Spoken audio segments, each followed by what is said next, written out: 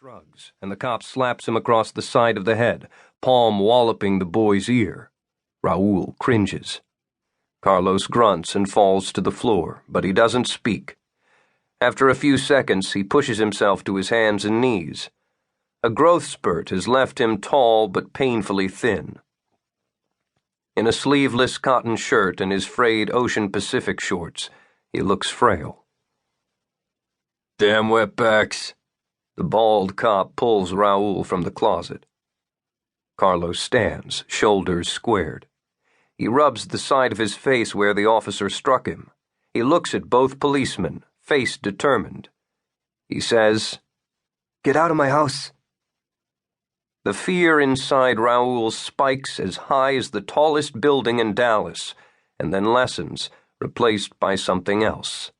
Pride, and more than a little envy. He is proud of his brother, the strength he possesses, the way he stands up to the gringo cops. He is also envious because he knows this strength will never be his. He is weak, a follower, not a leader. The red-haired cop, the older of the two policemen, stands absolutely still.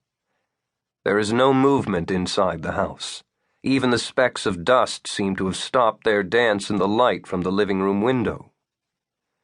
Outside, the popsicle man rings the bell on his paleta cart. A dog barks.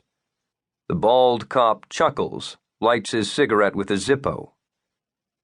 "The Delgado boys. Hard-ass criminals."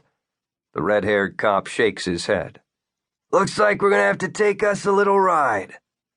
He grabs the brothers by the neck, shoves them toward the front door. Raul's knees are wobbly. He knows his brother has had encounters with the law before, but he is startled to hear their family name mentioned.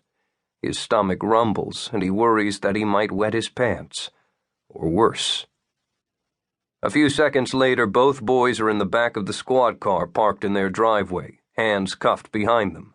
The peeling paint on the side of their house appears dirtier than usual. Heat waves shimmer above the air conditioner mounted in the front window. The street is empty. Police cars in this neighborhood tend to do that. The popsicle man is nowhere to be seen. Raul blinks sweat from his eyes. Then he begins to cry. The bald cop sits in the passenger seat. He looks in the back and says, "Pussy." Carlos Delgado is quiet as the red-haired officer pulls out of the driveway and speeds down McKinnon Street. The neighbors' houses pass by, clapboard shacks ringed by chain-link fences. Some are white, others painted a riot of different colors, green and purple, bright yellow, orange. This section of Little Mexico is Raul's home, the only place he knows. His parents moved to Dallas from the Rio Grande Valley when he was a toddler 10 years ago, and South Texas is not even a recollection now.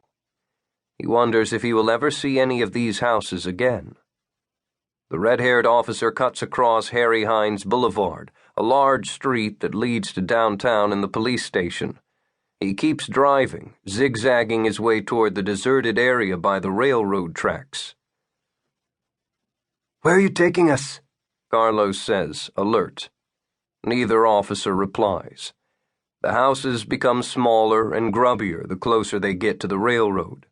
There are more vacant lots, the packed earth covered in trash and cast-off junk, car parts, refrigerators, mattresses.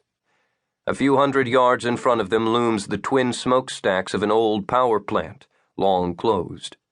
To the right of the power plant sits a huge concrete structure, a grain silo. "You can't take us here." Carlos's voice cracks. "We have rights." The bald cop chuckles as the squad car rattles over a series of train tracks. A few moments later, they stop by a grove of cedar trees shading an abandoned building. The red-haired cop rolls down the windows, turns off the ignition. The engine ticks as the bald cop lights another cigarette.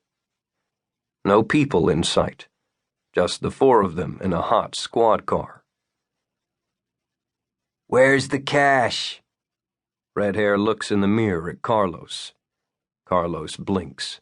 His skin has grown pale.